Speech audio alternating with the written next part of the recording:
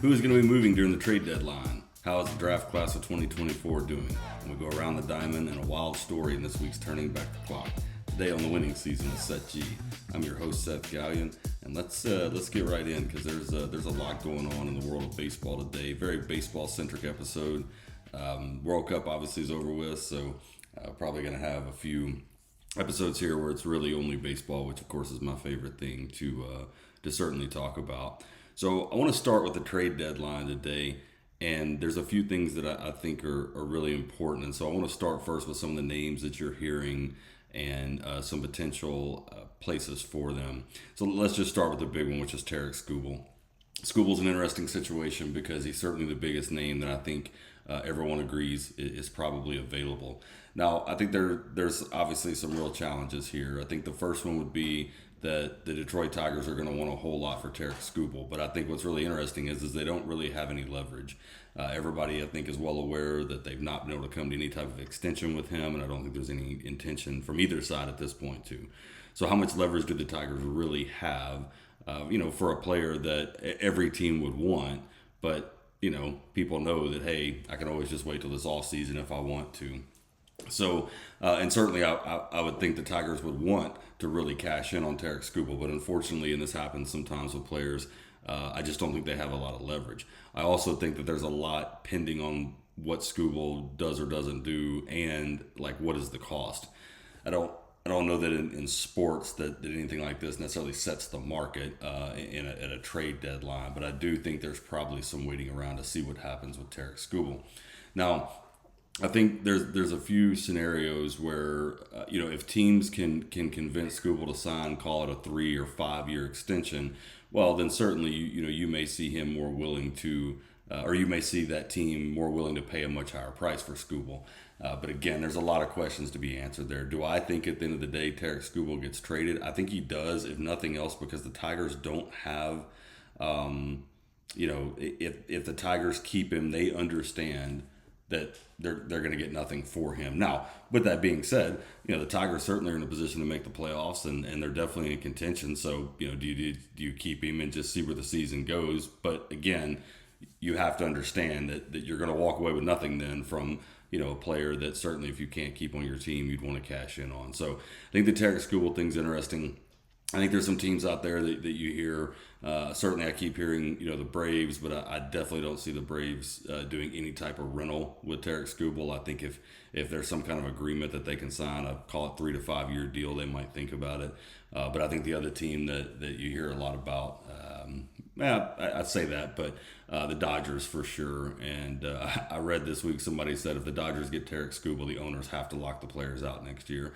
And while I don't believe in absolutes or maybe something quite that dramatic, certainly if they were to trade for Tarek Skubal and sign him to 3 or 4 years with $300 million or something, I think that only pushes the issue maybe a little over the ledge, which we'll come back to that in a minute.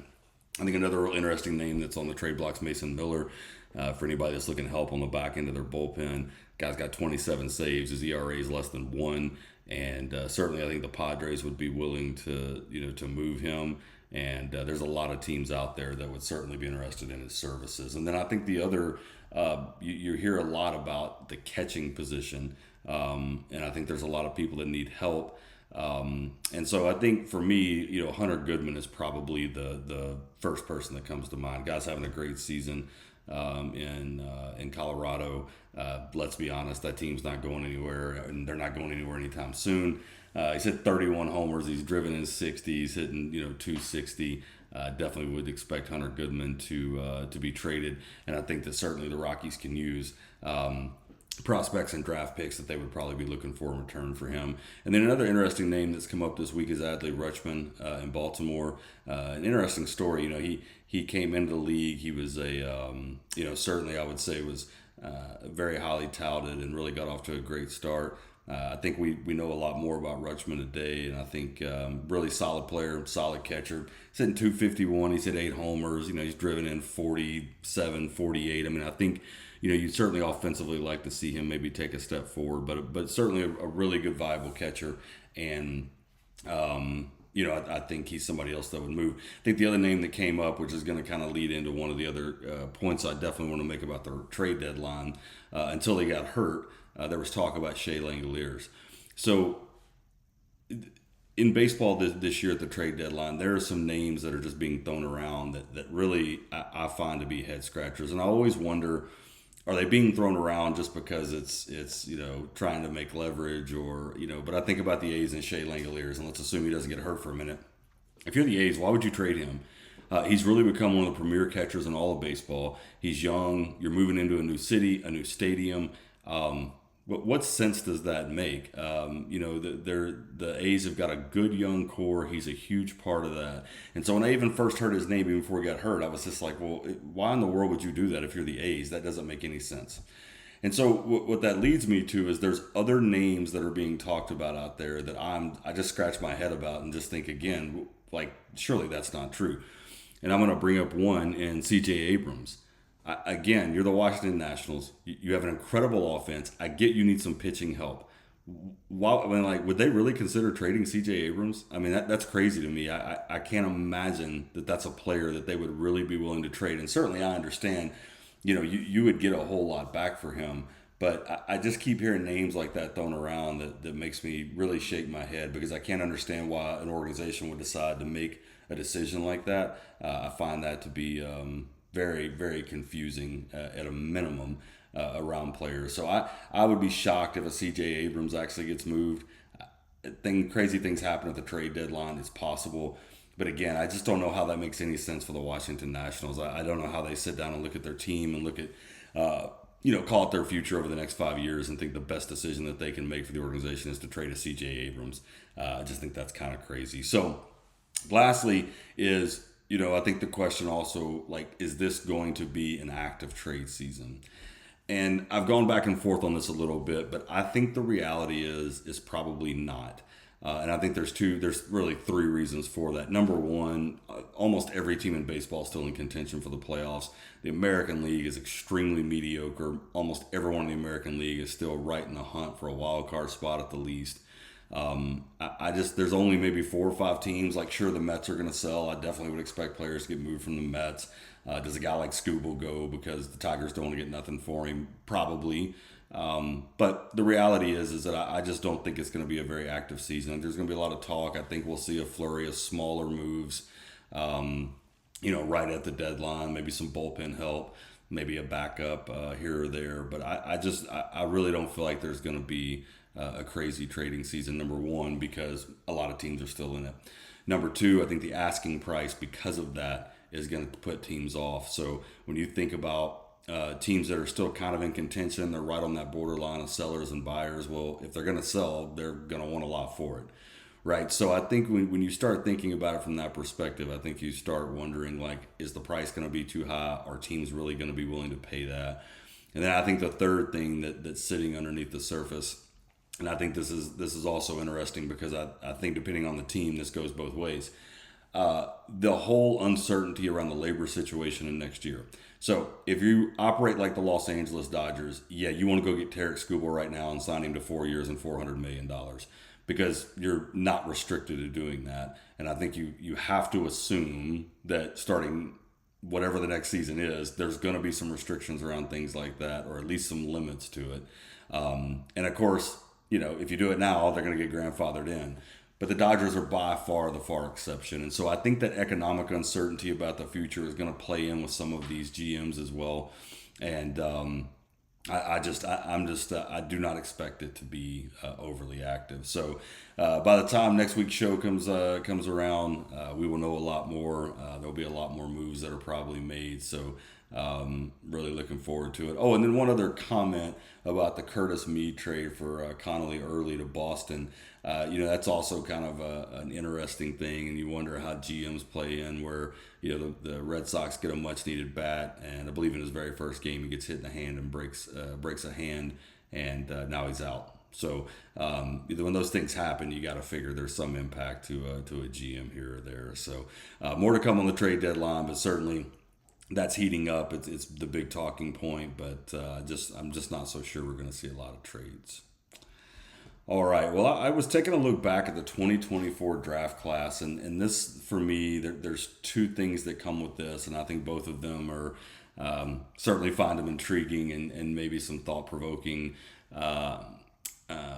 content around what happens in today's game with draft picks and specifically really high draft picks. And so the 2024 class, 2 years later, is already showing to be just a really, really incredible class with a lot of talent. I was going to go through the top 5 players in that draft, but it's interesting because there's other players that went, in the top 10, top 15 that are already playing at the big league level and having a lot of success. So number 1 was Travis Bazzana. So I think a lot of people are familiar with Bazzana, playing in Cleveland. He's been in the big leagues for a lot of this year, sitting 239, 9 homers, 735 OPS. Young kid, nice solid start. Certainly they'll hope that he continues to develop. But here we are again, 2 years after, the draft, and the number 1 pick is already playing in the big leagues. He's already got 325 at bats, and, he's actually been pretty solid. And then, the second pick in the draft was Chase Burns to the Reds, and what a season he's having. He's pitched 112 innings. He's got a 2.4 ERA, and he's 12-1, right? So again, very little time in the minor leagues, very little experience, and this guy's right in the big leagues, and he's had a really, really great start to the season. You got to get to the third pick to a player who's not currently in the big leagues, which is Charlie Condon for the Rockies. Obviously a highly touted prospect. He's had a really good progression through the minor leagues. In AAA this year, he's hitting 288. He's hit 20 homers. He's driven in 63 runs. If you're the Rockies, are you highly motivated to bring him up right now? Probably not. Again, that team is so far away from competing.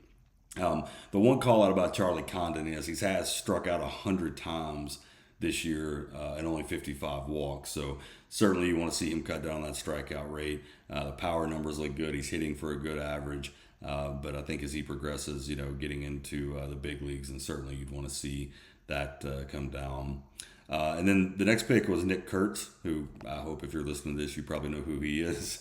In his 2 seasons already, he's already hit 57 homers. He's driven in 155 RBIs. He's got a 7.5 WAR already, and really is becoming the cornerstone for the A's and who they're going to be in the future. The guy just hits for a lot of power, and is really I don't know. He's enjoyable to watch. I've really enjoyed him the last 2 years, and he's fun. But the guy can flat out hit. And then lastly is Hagen Smith, who's in AAA for the White Sox. He's kind of struggled. 4.5 ERAs, 1-6. He struck out 84 in 56 innings. So certainly that immediately makes you start thinking about back of the bullpen help. Just because the guy's obviously throwing gas and striking out at a really high rate. So is there something for him if the White Sox stay in contention as we get later in the season? I think that's potential. But what's crazy about this draft is that after the top 5, Jack Caglianone, J.J. Weatherholt, and Connor Griffin were all in this draft, right? So incredible draft. But what it really got me thinking about was how much the game of baseball has changed and how draft picks are treated as they progress through the minor leagues. So you go back 10 or 15 years ago, baseball was a sport where I don't really want to say, I think paying your dues is the way people would talk about it. But the reality is that most people needed a lot of time in the minor leagues. And so, if you drafted a kid out of high school at 18, it really wasn't a big deal if they didn't get to the big leagues till they were 24 or 25 years old. And so what's changed so dramatically here over the last, really, I'd say 10 years is that these really high draft picks, number one, they're almost guaranteed to get to play in the big leagues, period. Like, I don't care what their progression is. If you're a top 10 pick, it takes a lot for you to never get to play in the big leagues, which again, 10, 15 years ago, there's plenty of top 10 picks littered throughout baseball history that never got close to the big leagues. Not the case today. Now, it's not just because the guys today are just so much more talented. I think it's probably driven a lot more by economics, right? So the signing bonuses and the initial money that teams invest, they want to get the return on that investment. And what that's really created is an environment where these guys get to the big leagues and they get there really, really quick. And so I do question, though, is that really the right path for these young players? And I get the financial piece of it, but I think about a kid like Jackson Holliday, who, rushed straight to the major leagues. He's really struggled. It's been tough. Is that really, did the Orioles do him justice by bringing him to the big leagues so quick, or could he have benefited from a couple of more years in the minor leagues? And, is it the end of the world if an 18-year-old kid doesn't get to the big leagues until they're 20 or 23 instead of when they're 19? But there's definitely seems to be a consensus amongst baseball teams today. If they're a top 10 pick, we spend a bunch of money, get them to the big leagues as quickly as possible. And I think there's a couple of different examples. Go back to Shea Langoliers. So here was a guy that was, a real big prospect in the Braves organization. He gets traded to the A's. Well, the A's immediately just put him in the big leagues. And it seems to me the A's just took the stance. We don't care if you're terrible in the big leagues for years. Figure it out up here. Obviously, at the time, they weren't very good. So, Langoliers' first couple of years really struggles at the plate and honestly is not very effective. But, he's figured it out, obviously, and has become one of the better catchers in baseball. But the reality is that's not going to work for most young players. And Lord knows, putting a young kid at the big league level to try to, I guess I'll say, learn how to hit. I don't buy into that. I don't think that's a good recipe for success. It's worked out for Langoliers. But then you have the Jackson Holidays where you just wonder, hey, is this really the best thing? So the question I think it really leaves us with are these high draft picks getting pushed to the big leagues way too soon? And I think in a lot of cases the answer is yes. And I think it's mainly driven by the economic impact to the team of what they paid from a signing bonus standpoint to get a really, really high draft pick. And so, the class of 2024, certainly at this point, you would argue that, they're not getting there too quick. These kids are talented and they're ready to go and they're playing at the big league level. But certainly if we looked at the last 5 or 6 draft classes, it's littered with a lot of guys who were probably rushed to the big leagues too quick. And I think, again, driven by economics. And they've really, they potentially maybe struggled on the front end or they're still trying to figure it out. So I don't necessarily think that in today's game, you want a guy playing 6 or 7 years in the minors before they get to the big leagues. I get that. I think that was kind of, the way baseball was done in the past. But I think there's probably a happy medium somewhere. So instead of guys having to put in 5-6 years in the minors, we've gone to they hardly play in the minors.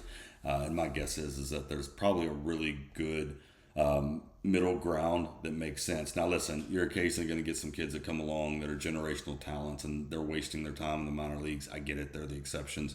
But I definitely think that, for as difficult as the game of baseball is, which I think we all know it certainly is, I think that time in the minor leagues to mature as a person, to mature as a player, I think is really, really critical. And I hope teams today are not robbing some of these kids of a brighter future because they happen to invest a lot of money in them on the front end. And so there's almost like this need that they have to get to the big leagues and they have to get there right now. So we'll continue to probably do some draft classes just to see where they are. But I'm also interested to see how this progresses over time where, these young kids continue to get pushed to the big leagues really, really quickly. But certainly the 2024 class would argue that, hey, it's not hurting them because there's been some guys in that class that have been really, really good and kind of the future of baseball. And always love to see the young kids come up like a Nick Kurtz and just become a joy to watch play real quick. So we'll see how that plays out in future drafts. All right, well, it's time to go around the diamond. Let's talk about who's hot, who's not. So first of all, who's been hot? So Houston and Tampa, they're both 8-2 in their last 10. The Rays have got about a 3.5, or they've got a 3.5 game lead over the Yankees, so they continue to really excel there and to lead that division. And then the Astros, from a team that's not, really somebody you would consider overly in contention here. They've moved up to a half a game behind the Rangers now for first place. American League West still continues to be one of the strangest divisions in baseball with the everybody doesn't seem to want to get too far away from 500. So Astros 8-2, and they've gotten themselves right back up there. And then, from a hitting standpoint, C.J. Abrams, I mentioned him earlier, absolutely been on fire. 7-game stretch, he had 609, 5 homers, 10 ribbies, stole 4 bases, had an OPS over 2. He has been absolutely on fire and been one of the hottest players in baseball. And while I happen to not necessarily be a Nationals fan, that offense is a lot of fun to watch. They don't necessarily pitch very well, and I think that's where they've got to correct here over the next season or two. But man, they can really score some runs with C.J. Abrams and James Wood, and Abrams has been absolutely outstanding the last couple of weeks. So fun to watch, and we'll see how long he can keep that up. Who is not doing well? So the Marlins kind of continue to struggle. They did finally break their losing streak, but they've lost 9 of their last 10. Some interesting comments on them that the amount of one-run games that they're losing is pretty exceptional. Really kind of out of the norm, I would just say. But they're scoring about 2.5 runs a game. 62% of their runs are coming on home runs, which is never ever a recipe for success. I think the one thing too, to be fair to the Marlins, they got 9 players on the IL. They're really struggling with injuries, and so they've really taken a step back. A little bit out of the race in the East right now. There's plenty of time for them to get back in the wild card. But Phillies, continue to be a good team. The Braves have played better after the All-Star break, so I don't necessarily think at this point it'd be tough to say that the Marlins are going to be contenders in the East. But certainly they could still get into a wild card, but they need to get some people healthy. They need to get back to scoring some runs. One other note: they hit 157 with runners in scoring position during this kind of rough patch over the last few weeks. So again, you just not a recipe for success if you can't score. We all know pitching and defense is important, but all of that becomes really irrelevant if you can only score a run or two a day. And then on the on the hitting side, Brian Buxton's been in quite the slump. 1 for 20. That's an average of 56, and he had an OPS of 206 during that stretch. So he's really struggling. And surprisingly, the Twins have started playing really well. And they seem to be kind of getting hot at the right time, and they're going to need Buxton to really be a big part of that. He's obviously a huge part of their lineup and their defense, and he's been mired in a pretty tough slump. So hopefully he will get himself back on track. And then this week for the pitcher of the week, Gavin Williams of Cleveland. So real quick, I know a lot of people, if you're not in the Cleveland area, you don't get to watch Cleveland play a whole lot. If you've never seen Gavin Williams pitch, again, highly recommend it. Guys are really enjoyable to watch pitch. 2 games last week. He pitched 14 innings. He gave up 2 runs, struck out 15. He managed to go 0-1. Wins and losses obviously don't translate the same way they used to. But he's had a really good season. He's been exceptional here over the last week, and certainly again just another one of those players. If you haven't seen Gavin Williams pitch, highly recommend that you catch his next start. And he's certainly been a big piece of the Guardians and what they're doing. All right, well, let's get to turning back the clock. So I came across this story, and I was like, these guys, they were living in a different world. So this week's turning back the clock takes us to July 26th of 1962. Boston Red Sox pitcher Gene Connolly and infielder Pumpsie Green walked off a team bus during a New York traffic jam, which triggered a very bizarre 3-day appearance. So walk you guys through this story. It's actually pretty funny. So the boiling point on the team bus, the Red Sox had just suffered a grueling 13-3 loss to the arch rival New York Yankees at Yankee Stadium. Stuck in the suffocating Bronx traffic jam on the way to the hotel, the mood inside the team bus was miserable. Conley had surrendered several runs during the blowout and was particularly frustrated. He spotted a tavern, and Conley and Green at the time asked manager Pinky Higgins if they could step off the bus to use the restroom.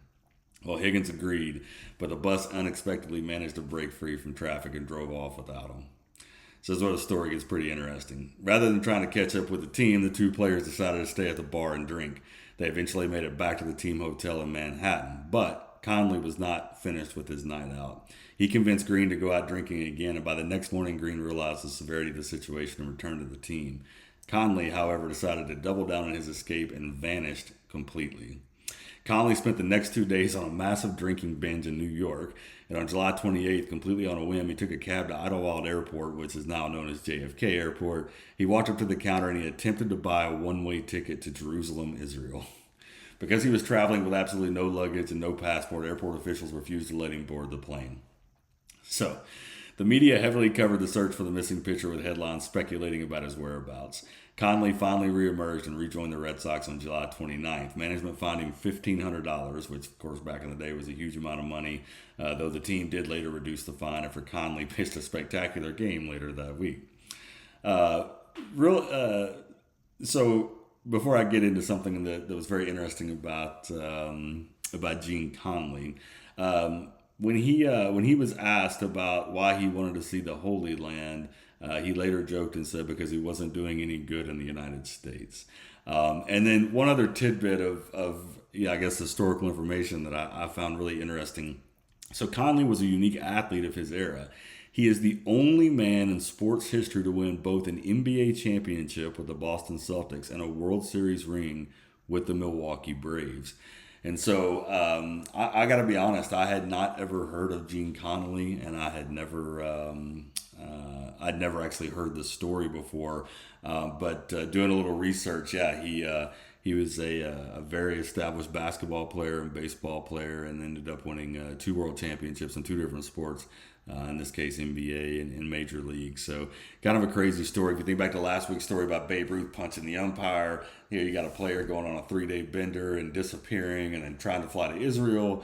Guys were just a little different back then. And then, of course, not having the maybe the disadvantage of social media where everything is so known and today probably was probably a good thing for those guys. So really interesting story looking back on this past week, and one certainly I enjoyed reading through and learning a little bit about around Gene Conley and just this whole crazy story about the bender and these guys disappearing. So. All right, well, that's going to wrap up this week's show. Next week, I'm sure, again, a lot of trade deadline conversation. We'll jump into all the races as we're getting closer here toward the end of the season, and we'll continue to evaluate which teams are playing well, which teams aren't, and who's really setting them up for postseason success. Make sure you follow me on YouTube, Instagram, X. It's at Winning Season SG.